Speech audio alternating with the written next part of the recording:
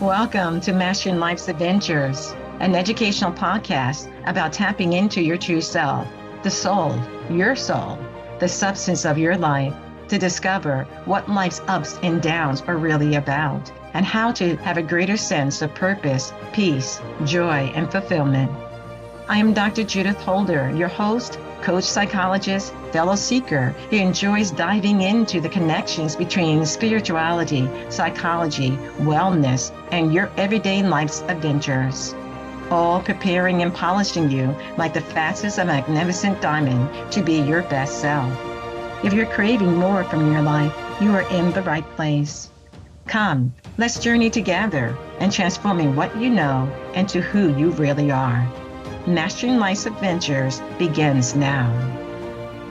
Have you ever had a moment where something small was said and it ignites into something bigger, like within seconds? It turned into something much bigger than it needed to be. For example, a simple comment becomes tension.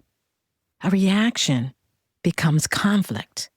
And later, you look back and think, that didn't have to go that way. Because what started as a spark became a flame. And sometimes a roaring fire. And the truth is, it didn't grow on its own.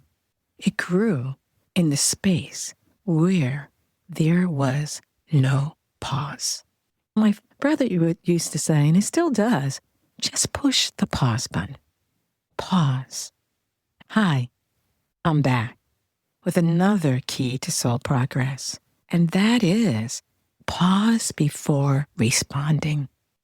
In this episode, we are going to explore why slowing down your reactions is one of the most powerful forms of emotional and spiritual mastery, and how immediate responses are often driven by something deeper than the moment itself, and how learning to pause can transform your relationships, your decisions, your sense of control within yourself, and walk away from this discussion today with a deeper understanding of how to create space between what happens and how you respond.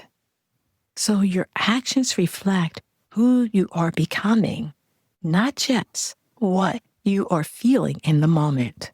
Because we sometimes believe our feelings is where it's at. But if you're on a spiritual path, that is not true. Your feelings are data. It is your soul, your inner self, your Christic nature is where it's at. Because the difference between a spark and a flame is often just a moment of awareness, attunement, and allowing God's light to shine through to create space for you to respond in a different way, more in alignment with one who is walking a spiritual path. So let's dive into this a little bit more. Most reactions happen faster than awareness. Something is said, something is felt, and before you even realize it, you have responded. But what feels immediate is rarely coming from just the present moment. We have to be aware of this. It is coming from something already within you, a past memory, a pattern of interaction with that particular person or that situation you found yourself in. It's like a rolling theme that happens, an expectation that you had that was not met or you felt was trampled upon. From a deeper spiritual perspective, every reaction carries energy. And when that energy is not observed, it becomes outward automatically. This is what gives the reactive self its power. It acts quickly, but not always wisely. And we know that the carnal mind, that lesser way of thinking and being, that's more like I call the ego persona, that responds with energy going out to want to defend, wanting to protect, wanting to prove that it's right, that we have to be aware of. We have to say, I'm not taking that path any longer. I'm on a different path. I'm on a higher path. I'm on a path of understanding. I am on a path of walking with Jesus, walking with the Creator, walking with your soul and mind to continue to evolve and grow. We know that there is always a space between what happens and how you respond. We often think, oh, this just kind of came out of the blue. That's not true.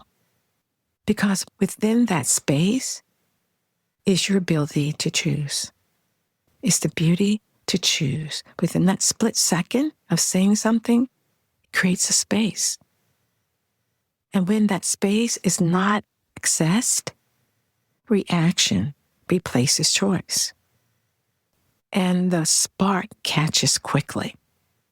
This is why the pause is not a delay. It is a point of power. It is where awareness interrupts momentum and allows you to respond from alignment, centeredness, balance, instead of impulse. Rebecca, who we talked about in the past, was in a conversation where a colleague made a comment that felt dismissive. Instantaneously, she felt the urge to respond, to correct, to clarify, to defend. And she did. In that moment, the energy shifted. What could have remained a small misunderstanding began to grow. The tone changed. The tension increased. And what started as a spark became something more difficult to navigate. And later, she realized something important. It wasn't just what she said. It was how quickly she responded to what she felt. And from a deeper level of awareness, the reaction did not come from the moment alone. It came from something already within her that was activated. Had she paused, even briefly, she could have allowed the energy to settle and respond with clarity instead of reaction. And the spiritual lesson here is not silence. It is conscious expression to speak, but from awareness, not from activation. The more we get into reactivities of pushing people, quote unquote, pushing our buttons, the more we are outside of the alignment of God's awareness, of trying to support, help, and guide us. And more we're into the way of the world of tit for tat. You said this to me, I'm going to say that to you. But for our evolution, our growth, our movement forward, we're not into tit for tat. We're into pause. As my brother said, press the pause button. Breathe in, breathe out.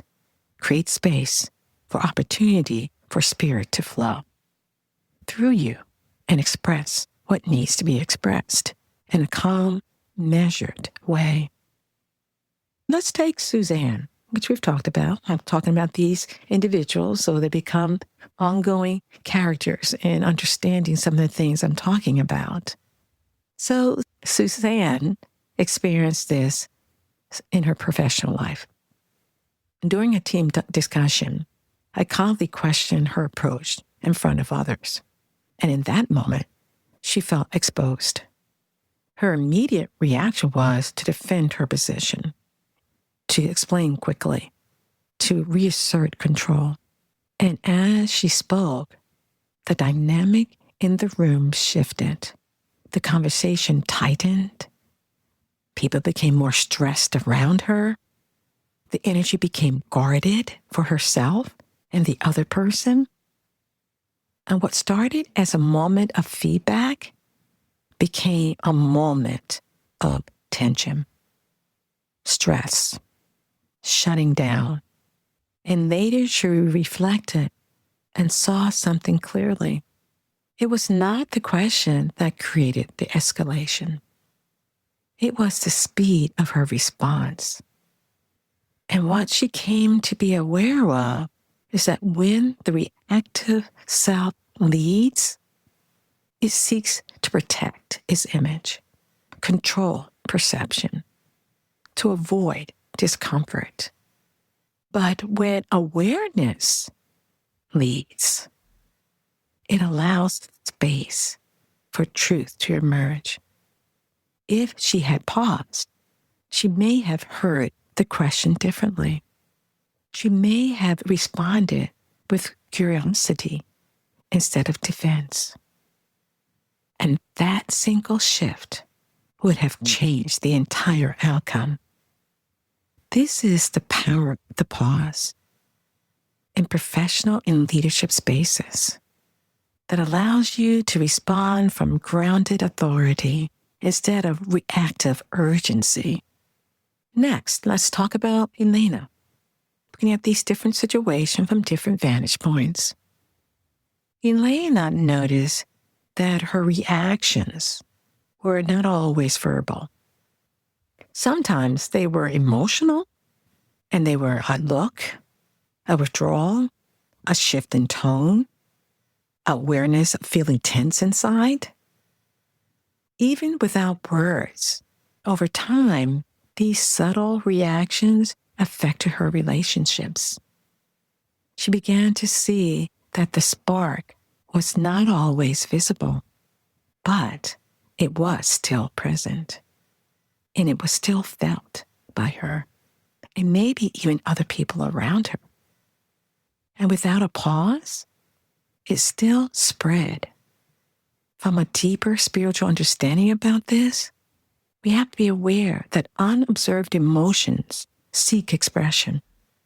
It moves through behavior when it is not first met with awareness.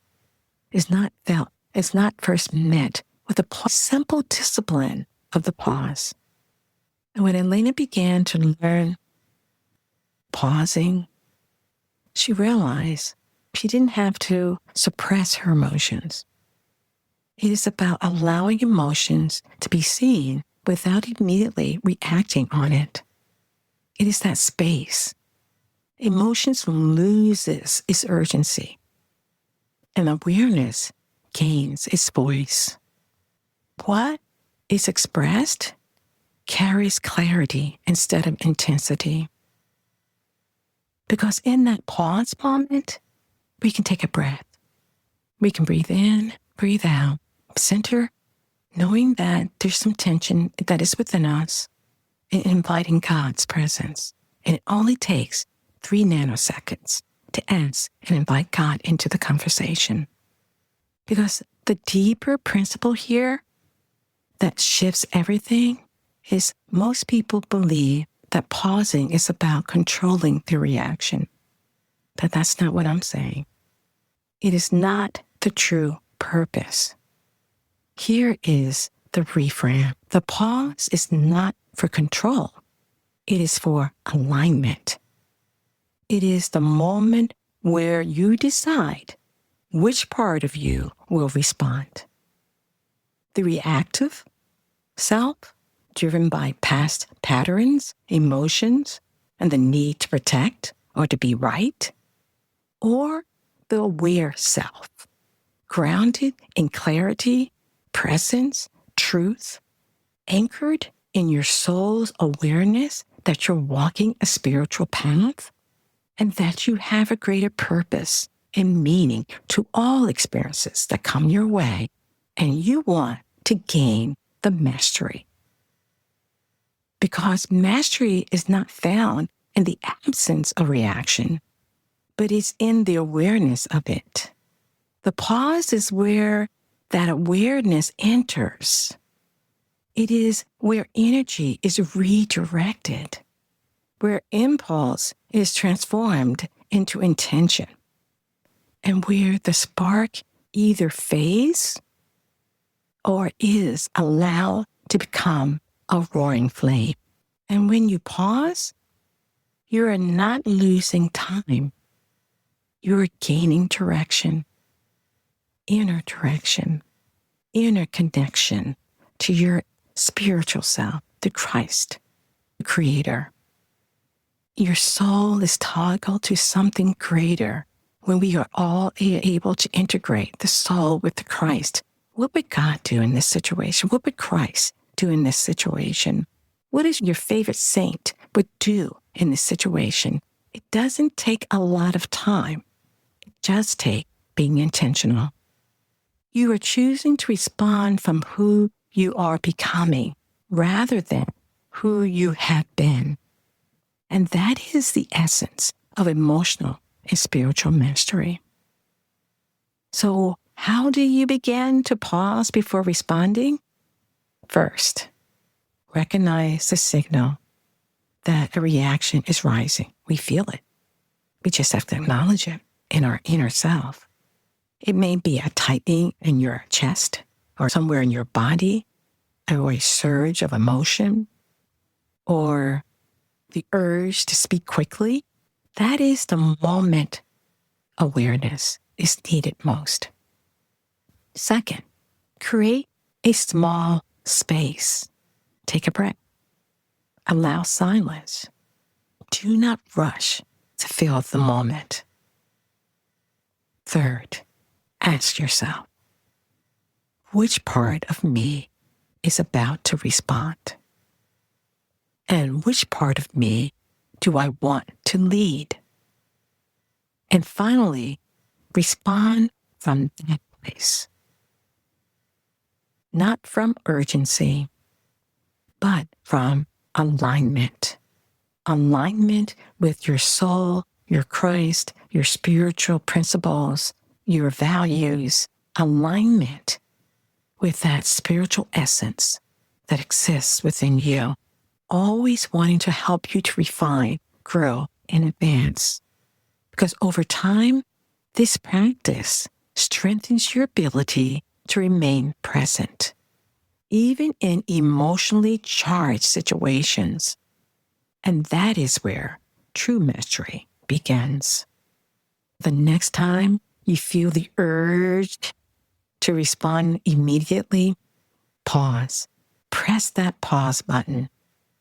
Because in that brief moment, you are deciding whether something stays small or becomes something more. And you are working on your own mastery, your own emotional, spiritual mastery. That is not, as I said earlier, suppression, but is the willingness to see things as they are, knowing that there are guideposts. Whether you're aware of it or not, there are guideposts to being a spiritually inspired person that is aligned with Christic principles, aligned with standards of being, that is aligned with understanding that the Creator does have rules of engagement.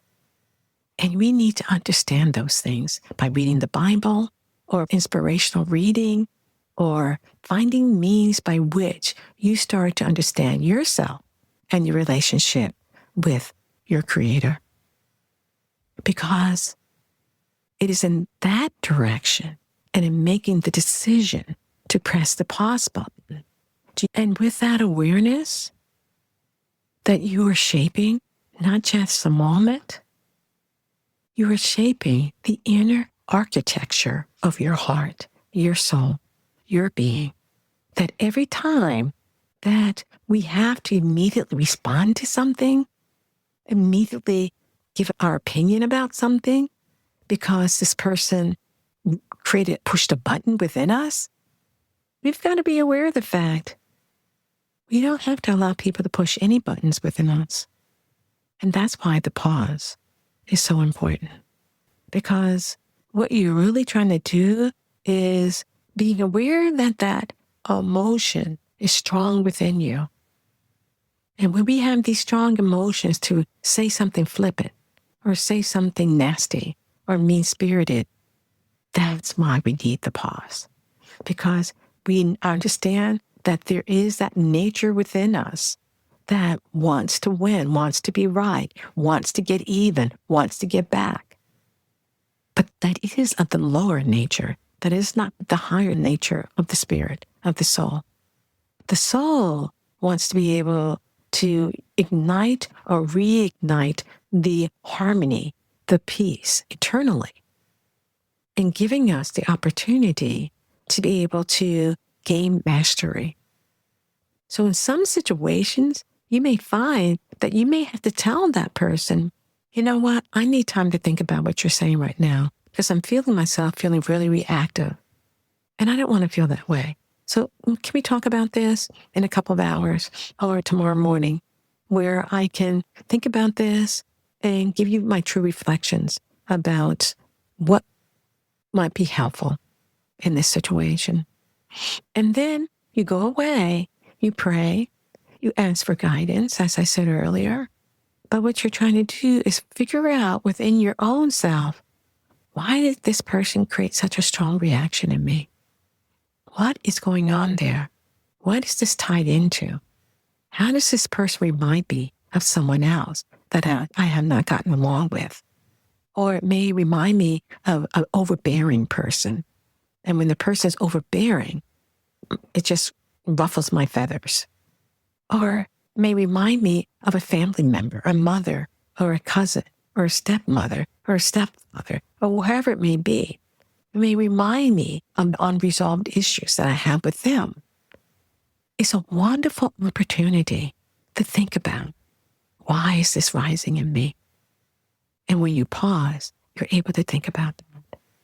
Or at least say something more gentle, more wise, more grounded, and give yourself the opportunity to reflect later in meditation or reflection to help you be able to grow and advance as you're walking a spiritual path.